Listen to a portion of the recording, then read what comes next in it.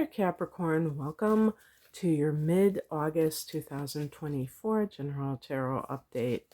It's Raina here, just shuffling the cards.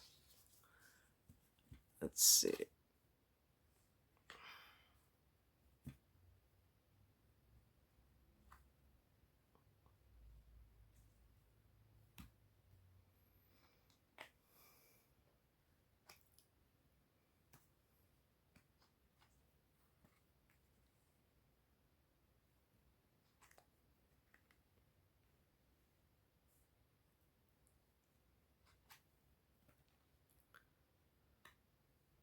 Okay.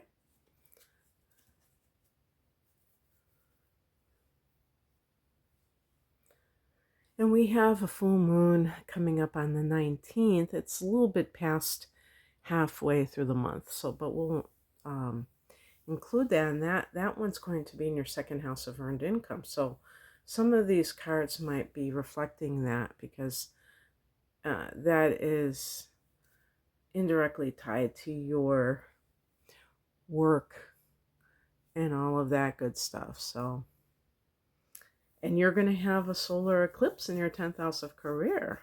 That might be, even though that doesn't happen officially until early October, you might feel the incoming effects towards the end of August, or I don't know how far ahead, but yeah, sometime in August, some people may have developments career-wise that are pushing them forward, giving them more opportunities. And, this card is the heart of the matter. In one of my books, it's called The Burdens of Success. And it's like, for instance, if somebody gets a promotion, they may have added responsibility, and she's like kind of hunched over. So it's like, it might be a good thing on one end, but it might be problematic in another. And you have to be careful about, are you pushing yourself too much? Is it going to cause burnout? Is it good for you ultimately? Same thing with relationships. When I see that card in relationships, I think about the person who is carrying the load of the relationship, rather than the other person also actively interested in keeping the relationship going. Or if you're just being codependent, if you're taking on responsibility for somebody else's life that they're supposed to be doing for themselves, are you really helping them? And we know that that's not true, because it enables somebody to keep doing what they're doing. Actually, yeah, I mean, the card that's in the past position is the Seven of Cups.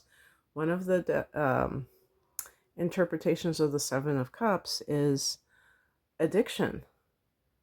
This is very commonplace when you have a relationship where one person has an addiction. The other person may be cleaning up the messes of that individual. And those kinds of behaviors they enable that person to continue to do what they do. If someone doesn't see the result of their bad behavior, if they're constantly being bailed out, it makes it easier to be in denial. You know what I mean? The Seven of Cups is a card of wishful thinking in any case. So I think too, like with the Ten of Wands for Capricorn people, is that feeling, this is a term that they use in Law of Attraction. Abraham Hicks is this idea of going upstream. When she's hunched over, she's trying so hard to make something happen. And that's against what they say is a good idea. Like, it's not about struggling to get ahead, because the struggle, there's resistance in a struggle. But if you're kind of sailing through, if you have ambition, that's fine. But is it causing you to feel like you have to just like white knuckle it, do it, that energy that takes to like just push through certain barriers shows high resistance. And that may indicate that whatever it is that you're trying to do is not really in alignment with you. The heart of the, I mean, the heart of the, I just woke up. It's like five something. So please forgive me. The higher message is the Two of Swords, and you can see the way she has her arms, it's like crisscrossed. And that's what this card represents. It's like you're at a crossroads. You see the blindfold. That indicates that the person may be in denial over what is happening in their life. Maybe they think that there are two viable choices and neither choice is viable. Maybe they have to just start from scratch. If you have a job and you're like, wow, I wonder if I should take this other job. As a matter of fact, this could be like a bunch of job offers. It could be that those are not really for you, because it's like you would be replacing one thing that's not in alignment with you with another. And so you really have to make sure that your choices are not false choices, that they really matter. Maybe you have to choose whether or not to leave a relationship. If you have to struggle in a relationship to keep it going or to get it to get off the ground, that should tell you something. What crosses you is the Ace of Cups. The Ace of Cups is the beginning of love, that early stage, but it's in the challenge position. So something is not being able to initiate when it comes to matters of the heart. What is going on? Why would this happen? Well, it might happen because you're so busy struggling with something else. And I think in general, it means that as long as you're bogged down with something that you might feel passionate about it, because Wands is fire energy. Maybe it's like in a relationship, it's like lust that has you ensnared. Or maybe it's the ego when it comes to your career. It's the status. And certainly, I think with Capricorn's, status is definitely one of the themes of the 10th house that you rule in astrology. That can kind of keep you hooked into this false sense of yourself. Like, I am so and so, I'm this job, or I'm in the relationship with this person and I really have a strong physical chemistry with them.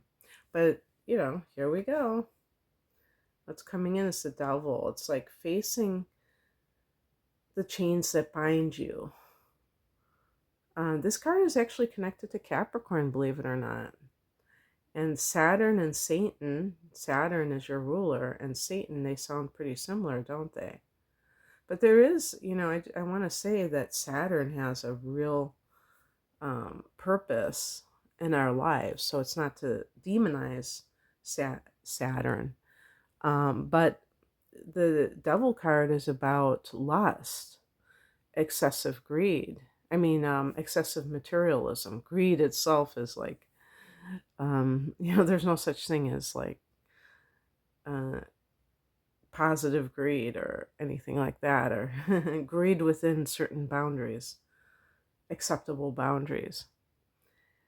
And it's like, what keeps people hooked into something that's not good for them? That's the question. But I think this is about realizing that. Maybe you finally realize, wow, I'm staying in this situation because of the money. And maybe you have some kind of creative project that you would like to explore. You want to start a business that's healing arts or the creative arts.